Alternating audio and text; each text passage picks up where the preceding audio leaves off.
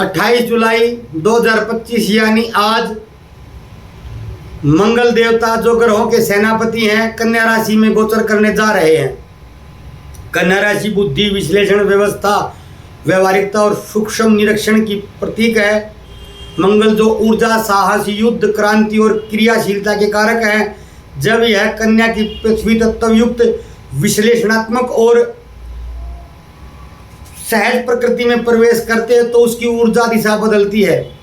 इस परिवर्तन का प्रभाव केवल व्यक्तिगत ही नहीं बल्कि वैश्विक मंच पर भी राजनीतिक, भूसैन्य, तकनीकी और स्वास्थ्य से जुड़ी घटनाओं में गहरा देखने को मिलता है। चलते मंगल के वैश्विक प्रभाव और प्रत्येक राशि के प्रभाव को लेकर इसी एक वीडियो में सब बताने का मेरा प्रयास है। मेरे मित्र विपिन त्यागी जी ने मेरे को याद दिलाया, पिछली वीडियो में मैंने विशेष बात बताने को कहा था, मैं भूल गया था। त्यागी जी ने कमेंट किया तो मेरे ध्यान आया। देखिए, जिस ग्रह की आपकी महादशा, अंतरदशा या प्रत्यंतर दशा चली हुई है उसी ग्रह के गोचर का आप पर ज्यादा प्रभाव होगा। जैसे मेरी जन्मपत्री लें, केतु की महादशा में बुध की अंतरदशा और शनि का प्रत्यंतर है मेरा आज, तो मंगल का प्रभाव मेरे पर न के बराबर होना है।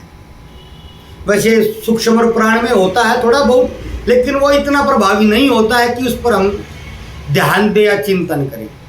अब केतु का गोचर, बुध का गोचर और शनि का गोचर मेरे ऊपर प्रभावी ज़्यादा होगा जब तक ये केतु की महादशा और बुध की अंतरदशा, शनि का प्रत्यंतर चला हुआ है। 19 अगस्त को शनि का प्रत्यंतर भी खत्म है, बुध का अंतर भी खत्म है और केतु की महादशा भी खत्म है। तो शुक्र की महादशा में शुक्र का अंतर, शुक्र का प्रत्यंतर चलेगा, तो उस समय महादशा भी शुक्र की, अंतर भी और प्रत्यंतर भी, तो सिर्फ और केवल शुक्र ही का गोचर प्रभावी होगा। ये विशेष बात बतानी थी।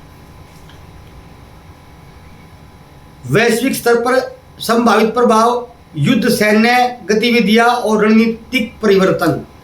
कन्या राशि वायु रचना, योजना और विश्लेषण की कारक है। मंगल यहाँ आने पर युद्ध की क्रिया के पीछे रणनीति की तैयारी करता है। बात को समझिए ध्यान से, मंगल यहाँ पर युद्ध की क्रिया नहीं करता, रणनीति की तैयारी करता है। अमेरिका, रूस, चीन जैसे देश आक्रामक सैन्य कार्रवाई की बजाय युद्ध की रणनीति पर अधिक ध्यान केंद्रित करते दिखाई देंगे। गुप्त अभियानों, साइबर रणनीतियों और रक्षा बजट के पुनर्गठन की गतिविधियां तेज होंगी। भारत जैसे राष्ट्र सीमा सुरक्षा को और तकनीकी आधार पर मजबूत करने की दिशा में कदम उठाएंगे, विशेषकर ड्रोन, सर्विलांस और एआई सक्षम युद्ध तकनीकों में। स्वास्थ्य और बीमारी संबंधित घटनाएं। कन्या स्वास्थ्य का भी प्रतिनिधित्व करती है। मंगल के आने से यहाँ शल्य क्रिया, सर्जिकल ऑपरेशन और रोग प्रतिरोधक क्षमता पर बड़ा वैश्विक ध्यान जाएगा। नई बीमारियों के लक्षण उभर सकते हैं, विशेषतः पाचन तंत्र, रक्तजन्य या सूजन से जुड़ी बीमारियां। WHO और अन्य संस्थाएं वैश्विक स्वास्थ्य नीति की समीक्षा करेंगी तथा वैश्विक स्तर पर रोगों पर केंद्रित टीकाकरण या दवाओं के अनावरण का कार्य कर सकती हैं। योग, प्राकृतिक चिकित्सा और आयुर्वेद जैसे क्षेत्रों को भी वैज्ञानिक दृष्टि से परखा जाएगा। टेक्नोलॉजी और मशीनरी क्षेत्र में यांत्रिक क्रांति। मंगल मशीनों का भी कारक होते हैं। कन्या में यह सूक्ष्म तकनीक, प्रोग्रामिंग, रोबोटिक्स और ऑटोमेशन पर फोकस करवाता है। कई देश औद्योगिक क्षेत्रों को ऑटोमेशन फ्रेंडली बना सकते हैं, जिससे पारंपरिक नौकरियों में अस्थिरता भी संभव है। पारंपरिक नौकरियों में अस्थिरता भी संभव है, अर्थ आप स्वयं लगा लें। कन्या का संबंध विवेक और सूक्ष्म गणना से भी है। मंगल यहाँ बजट कटौती, टैक्स नीति में कठोरता और खर्च पर नियंत्रण का संकेत भी देते हैं। IMF, वर्ल्ड बैंक जैसी संस्थाएं रणनीति में परिवर्तन भी कर सकती हैं। भारत, जापान, जर्मनी आदि देशों में रक्षा, स्वास्थ्य और इंफ्रास्ट्रक्चर सेक्टर में ज़्यादा निवेश होने की संभावना है। मंगल कन्या राशि में वैचारिक विचार की गहराई और आलोचना को बढ़ाता है। सोशल मीडिया पर सतर्क आलोचना, बौद्धिक बहसें और तथ्याधारित ध्रुवीकरण तेजी से बढ़ेंगे। सूचना युद्ध और डीप फेक सूचनाएं चिंता का कारण भी बन सकती हैं। भारत पर विशेष प्रभाव, प्रशासनिक मशीनरी में सुधार, भ्रष्टाचार पर कार्रवाई और स्वास्थ्य सेवाओं के डिजिटलीकरण पर बल मिलेगा, को बल मिलेगा। भारतीय सेना और रक्षा अनुसंधान में तकनीकी प्रगति के संकेत मिलेंगे। कई क्षेत्रों में युवाओं के लिए टेक्निकल स्किल्ड बेस रोजगार के अवसर बढ़ सकते हैं। राजनीतिक आलोचना का स्तर बढ़ेगा। नेताओं की कार्यशैली पर जनता की निगरानी और आलोचना तीव्र हो सकती है। निष्कर्ष यही लगा सकते हैं हम वैश्विक परिदृश्य में कि एक योजनाबद्ध विश्लेषणात्मक और यांत्रिक क्रांति का द्वार यहाँ पर मंगल खोलते हैं। यह क्रांति तलवार से नहीं, सूक्ष्म बुद्धि, डेटा और तकनीक से लड़ी जाएगी। विश्व एक नए युद्ध के लिए तैयार हो रहा है। यह युद्ध विचारों, वायरसों, वाणिज्य और विज्ञान का होगा। ज़्यादा तैयारी करेगा वो बचेगा, बाकी सीताराम। मंगल पर कोई विश्लेषण नहीं दूंगा। मंगल किस ये कारक है सबको पता है, मैंने बार बार बताया है, हर बार बताया है। राशि दर राशि फलादेश देने का मेरा प्रयास है। मेष राशि, छठे भाव में गोचर होगा। रोग रण शत्रु का भाव होता है। शत्रु पर विजय का समय है। न्यायिक मामलों में सफलता का समय है। अचानक चोट या शल्य क्रिया की संभावना भी मंगल यहाँ पर बनाते हैं। पेट संबंधी रोग और पाचन कमजोरी की समस्या भी हो सकती है। मंगल की 8वीं दृष्टि आत्मबल में अस्थिरता, क्रोध को असंतुलित भी कर सकती है। मंगलवार को भैरव चालीसा का पाठ या हनुमान बाहु का पाठ करें। संभव तांबे का कड़ा पहन सकते हैं। लाल मसूर का दान की दाल का दान मंदिर में भी आप कर सकते हैं। मैं सिर्फ नोट लिखता हूँ, फलादेश नहीं लिखता हूँ। जैसे तांबे का कड़ा, मसूर दाल, भैरव चालीसा, स्वास्थ्य में कष्ट, डैश डैश डैश, बस हो गया। मैं इसका इतना ही लिख कर ले आता हूँ। बाकी भाषागत विस्तार उसको मैंने स्वयं चलती चलती वीडियो में देना होता है और मेरे पास एडिट की सुविधा है नहीं, तो कई बार कोई स्लिप ऑफ टंग हो जाती है। क्या करें, इंसानी हूँ मैं भी, नारायण नहीं हूँ। वृषभ राशि, पंचम भाव में गोचर बुद्धि, संतान, प्रेम का भाव है। प्रेम जीवन में मतभेद और संदेह की स्थिति उत्पन्न हो सकती है। संतान को लेकर चिंता। परीक्षा में क्रोध या जल्दबाजी से नुकसान की संभावना है। दृष्टि का कोई विशेष प्रभाव नहीं है। गौ माता को गुड़ और चना खिलाएं। क्रोध नियंत्रण हेतु ओम कुंजाय नमः मंत्र का नित्य 108 बार जाप करें। मस्तिष्क को शीतल करने वाले योग और प्राणायाम करें, इनसे आपको लाभ होगा। उज्जाई है, भ्रामरी है, शीतला प्राणायाम है, अनुलोम विलोम है, भस्त्रिका है, जो भी आप उचित समझे वो करें, आपको लाभ होगा। ध्यान तो करना ही है। मिथुन राशि, चौथे भाव में गोचर होने जा रहा है। माता, सुख, संपत्ति, वाहन का भाव होता है। वाहन चलाते समय विशेष सावधानी रखने की आवश्यकता आपको होगी। माता के स्वास्थ्य में उतार चढ़ाव और माता के साथ संबंधों में उतार चढ़ाव की प्रबल संभावना है। भूमि से संबंधित विवाद की भी संभावना है और हो सकता है भूमि से संबंधित खर्च भी हो जाए। चौथी दृष्टि धनु राशि पर होगी। पारिवारिक धर्म संस्कारों में विघ्न या मतभेद की भी संभावना है। हर मंगलवार को रोटी पर गुड़ और घी रखकर थोड़ा सा गौ माता को खिलाएं। ओम अंग अंगारकाय नमः मंत्र का नित्य 108 बार जाप कर सकते हैं। मंगलवार के मंगलवार भी करेंगे तो भी काफ़ी होगा। कर्क राशि, तीसरे भाव में गोचर होने जा रहा है। पराक्रम, भाई बहन, संचार का भाव तीसरा भाव होता है। साहस में वृद्धि तीसरे भाव में मंगल स्थित होकर करेंगे ही करेंगे। इच्छा शक्ति मजबूत होगी। छोटे भाई बहनों से बहस या दूरी की प्रबल संभावना है। छोटे भाई बहन से तर्क विवाद से बचें। कोई बहस या कोई लड़ाई झगड़े को जन्म ही न लेने दें। यात्राएं अधिक भी हो सकती है और यात्राओं से लाभ की भी संभावना है। ऊर्जा का दुरुपयोग न करें, अन्यथा स्वास्थ्य बिगड़ने की भी संभावना है। सप्ताह में एक बार या महीने में एक बार या 2 बार हनुमान जी को सिंदूर चढ़ाएं। प्रत्येक मंगलवार भी चढ़ा सकते हैं। छोटी यात्राओं में लाल कपड़ा साथ रखें, लाल रुमाल रखें, लाल रंग का हेलमेट का प्रयोग कर सकते हैं यदि 2 पहिया वाहन से चलते हैं तो। भाइयों से संवाद में संयम रखें। मंगलवार को नमक का प्रयोग न करेंगे, आपको लाभ होगा। सिंह राशि, दूसरे भाव में मंगल देवता गोचर करेंगे। वाणी, धन, कुटुंब का भाव दूसरा भाव होता है। वाणी में क्रोध या कटुता से संबंध बिगड़ सकते हैं। धन का अचानक व्यय हो सकता है, विशेषकर बिजली या इलेक्ट्रॉनिक के सामान पर। सिंह राशि वाले ध्यान से सुने। वाणी में क्रोध या कटुता से संबंध बिगड़ सकते हैं, वाणी पर कंट्रोल रखें। खुद को हिटलर या सिकंदर महान हरक्यूलिस न समझे। पारिवारिक वाद विवाद संभव है। मेरे पास कोई बैठा है वो सिंह राशि का, ये इसलिए मैंने ये व्यंग का प्रयोग किया। सिंह राशि वाला कोई सुन रहा है तो अपने ऊपर न ले, जो पास में बैठे उनकी सिंह राशि है, तो उनको भी बोल रहा था, आपको तो बोल ही रहा हूँ। दृष्टि, सातवीं दृष्टि परिजनों से दूरियां बना सकती है। पारिवारिक वाद विवाद भी संभव है। भोजन में तामसिकता से बचे। मंगलवार को नमक का प्रयोग न करें। हनुमान चालीसा का नित्य रात्रि को बिस्तर में जाकर पाठ करेंगे या दिया लगाकर सरसों के तेल का वैसे बैठकर पाठ करेंगे। रात्रि में लाभ अवश्यंभावी है, होगा ही होगा। कन्या राशि प्रथम भाव में गोचर होने जा रहा है। शरीर का भाव है, स्वयं का भाव है, व्यक्तित्व का भाव है। अत्यधिक कार्यभार बढ़ने वाला है, जिसके कारण चिंता, तनाव, अवसाद की स्थिति बनेगी। नींद की कमी भी आपको सताएगी, नींद की कमी देखने में मिल सकती है। मानसिक तनाव में वृद्धि और पेट की बीमारियां या पेट में असंतुलन की संभावना है। जीवन में कुछ निर्णय जल्दी लेने की प्रवृत्ति यदि आपकी है तो उस पर अंकुश लगाइए। मंगल का गोचर आपको हानि दे सकता है। शरीर और मन दोनों थके रह सकते हैं। रक्त शुद्धि के लिए नीम या त्रिफला या किसी ऐसी आयुर्वेदिक औषधि का सेवन आपको लाभ देगा। इस गोचर के दौरान सूर्य नमस्कार करें। सूर्य के उगते समय जब सूर्य देवता उदित हो रहे हो दर्शन करें, अर्घ्य प्रदान करें। उनके सामने बैठकर सूर्य नमस्कार न कर पाए तो 5-7 मिनट ध्यान ही करें, आपको लाभ होगा। यदि संभव हो तो इस गोचर के दौरान एक बार रक्तदान कर दें। बहुत सी समस्याएं नमस्कार कह जाएंगी आपको।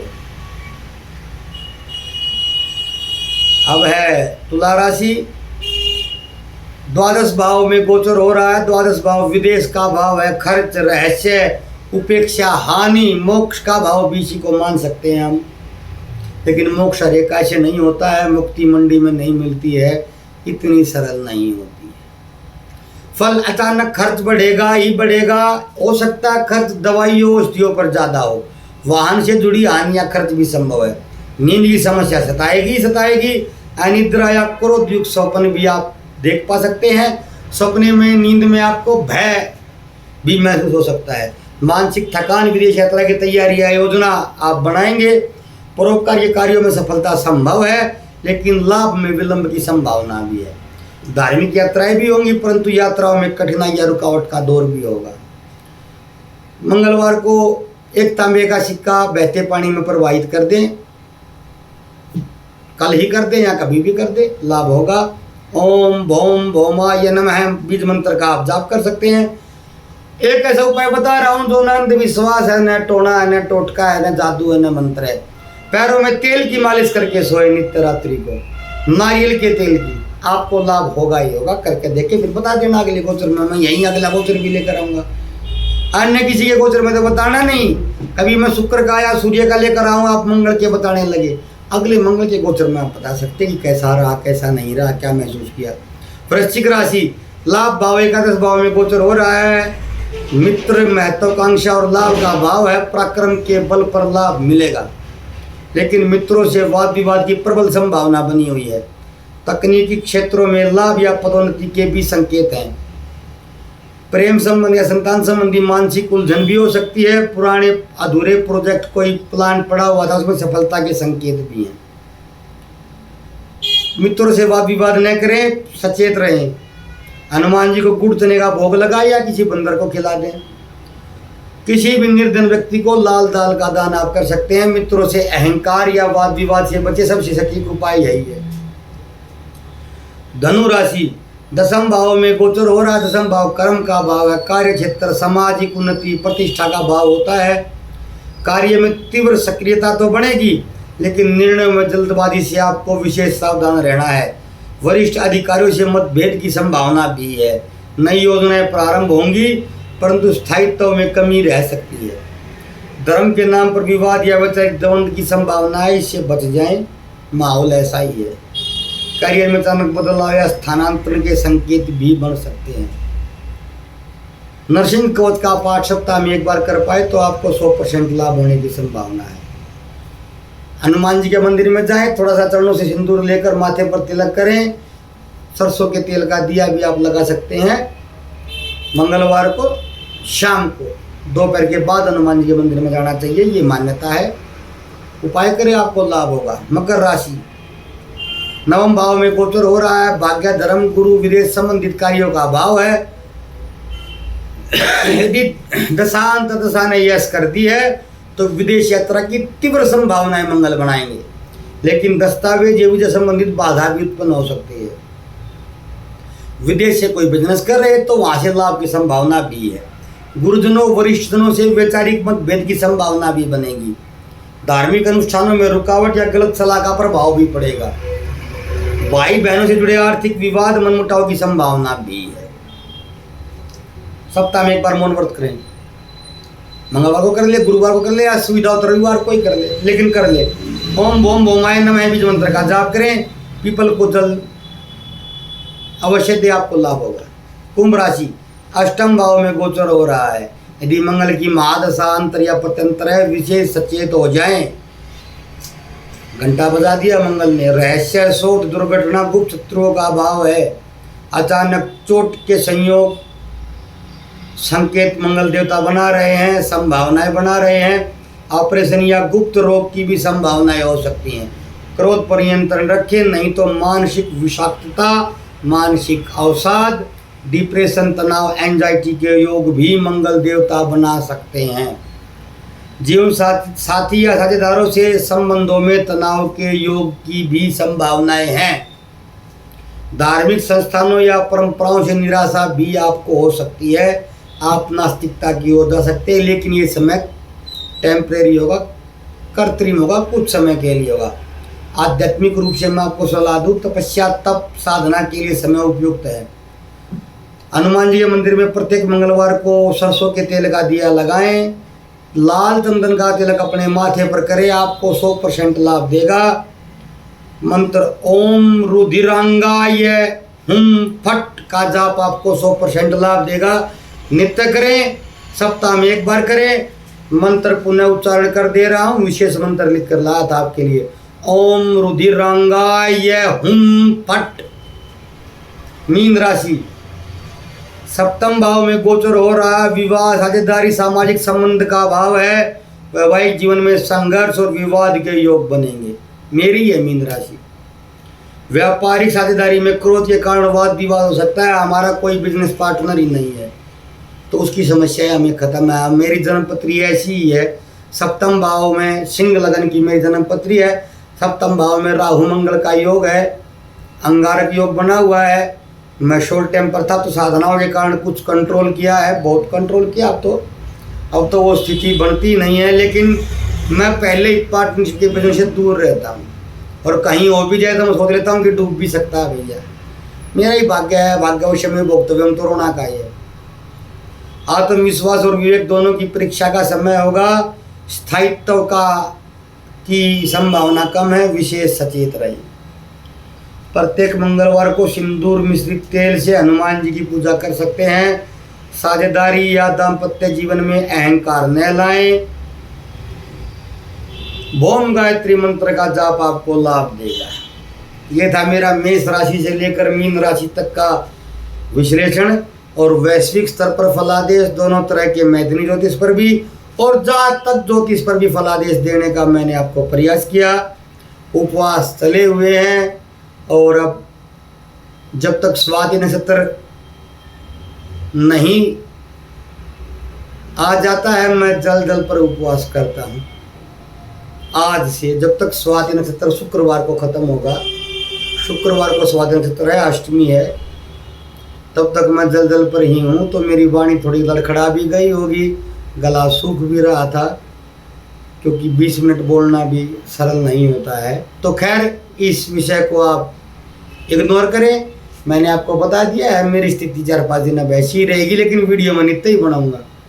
मैं ये नहीं करता हूँ कि उपवास है तो पूड़ी कचौड़ी कूटू की और ये फलाना सलाद और वो भोज और वो भंडारा, और मैं तो उपवास में हूँ, पड़ा रहा सारा दिन, मैं तो क्या करूँ भाई, व्रत में हूँ। नहीं, ऐसे नहीं करता हूँ। मैं सारे काम करता हूँ वैसी रूटीन में। एक्सरसाइज, व्यायाम, अभ्यास, दैनिक रूटीन जो भी कार्य है सब मैं ही करता हूँ और उपवास भी करता हूँ। वो आध्यात्मिक पक्ष है, वो सांसारिक पक्ष है। एक पक्ष को लेकर दूसरे पक्ष को बाधित नहीं करता हूँ, दूसरे को लेकर पहले को बाधित नहीं करता हूँ। दोनों पंखों पर उड़ान भरने का मेरा प्रयास रहता है। लेकिन उसे स्वास्थ्य की कुछ समस्याएं, कमजोरी तो महसूस होती ही है, इतनी नहीं होती है कि क्या करें, लेकिन फिर भी जैसा भी मैं समझा दिया, इसीलिए मेरी आवाज़ थोड़ी सी भारी है, गला सूखा हुआ है। कल फिर मिलते हैं, धन्यवाद। जय भोलेनाथ, जय जगन्नाथ।